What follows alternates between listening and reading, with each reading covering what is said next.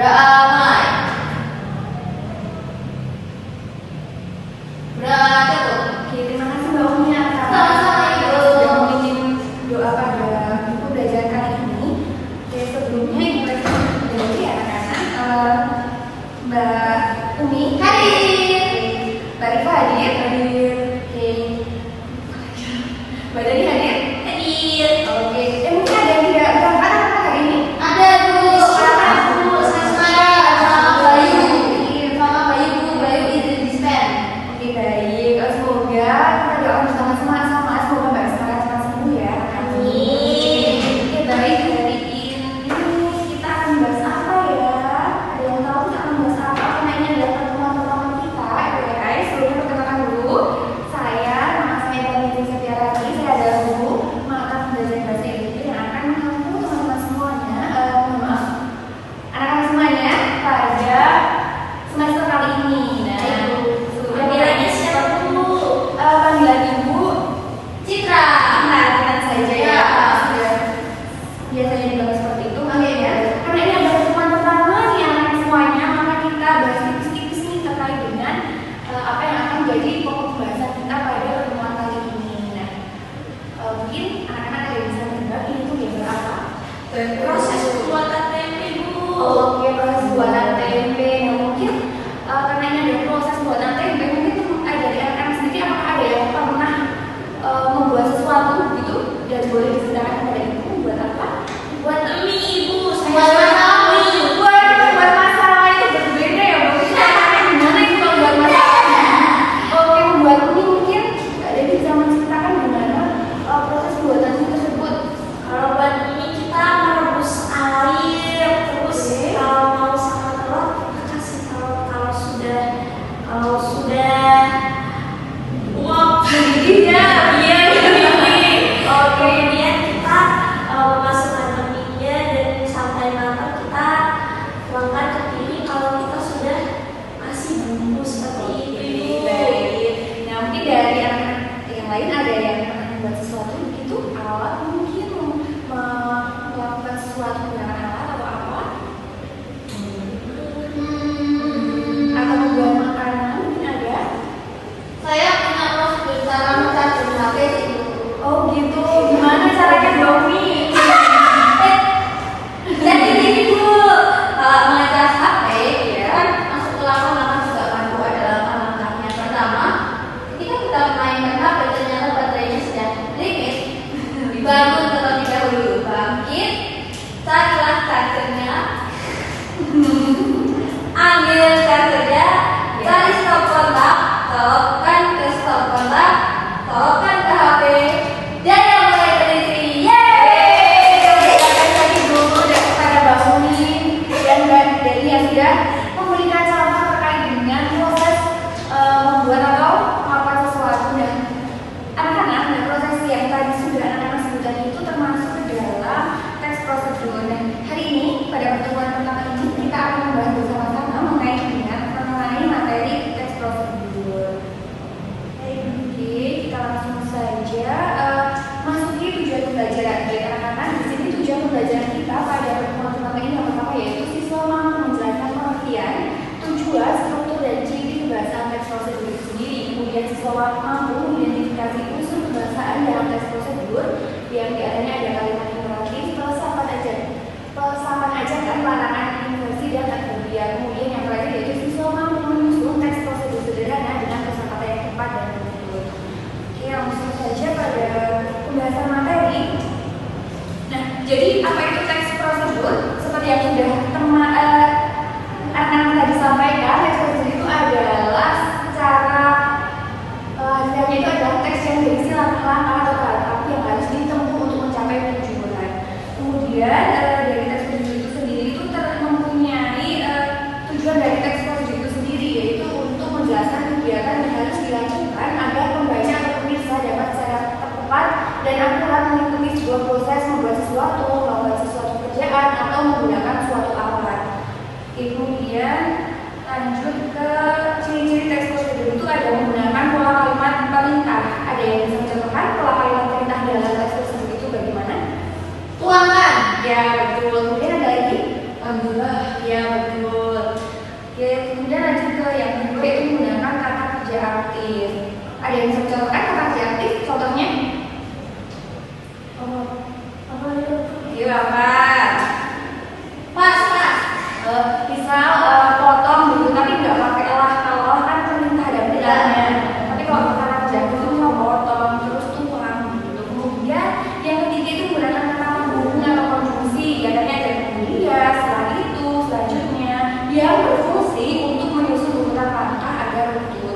Dan yang terakhir yaitu menggunakan kata keterangan untuk mengatakan waktu, tempat, dan cara yang akurat.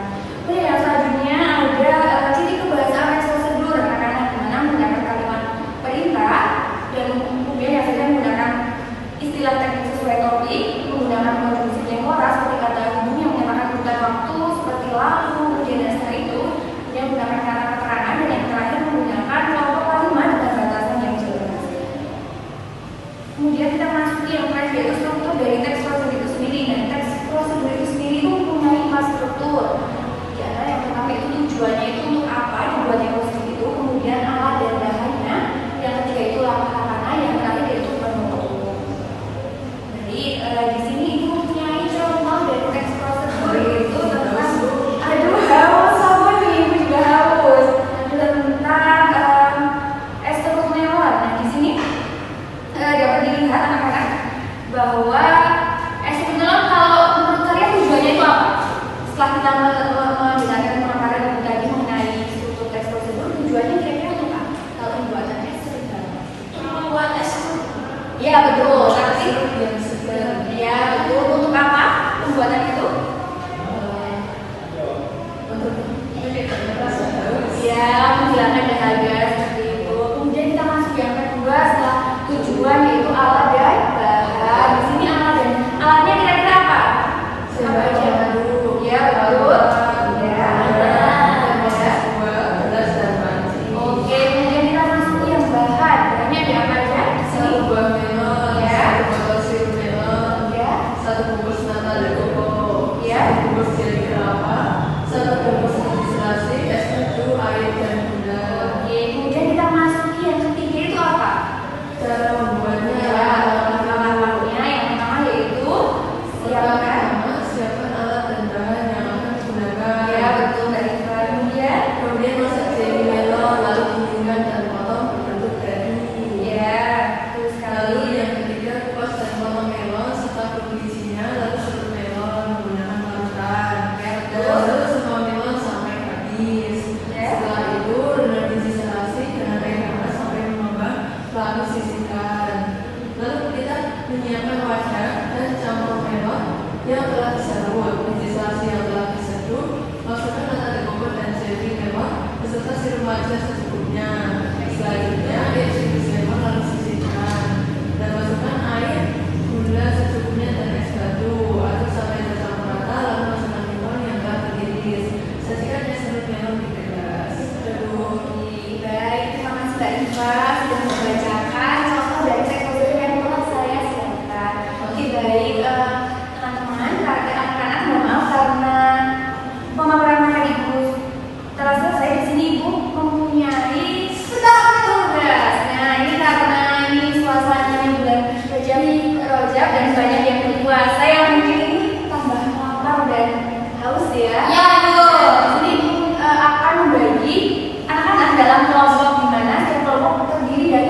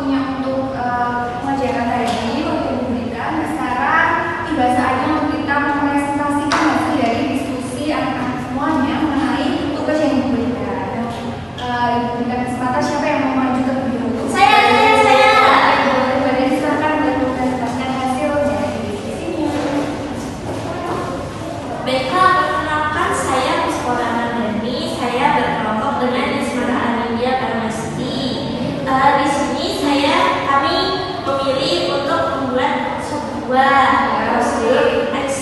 Prosedur buat sebuah.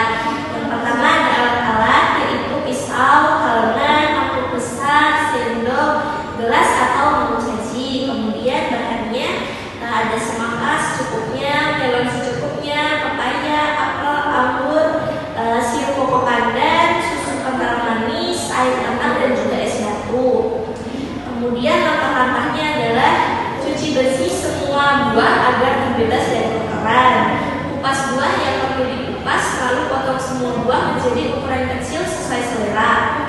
Kemudian masukkan semua potongan buah ke dalam mangkuk besar dan tambahkan air matang secukupnya ke dalam mangkok. Tuangkan sirup dan juga susu kental manis sesuai selera, lalu aduk semua bahan hingga tercampur merata. Masukkan es batu secukupnya agar sop buah terasa segar. Dan jadikan sop buah ke dalam gelas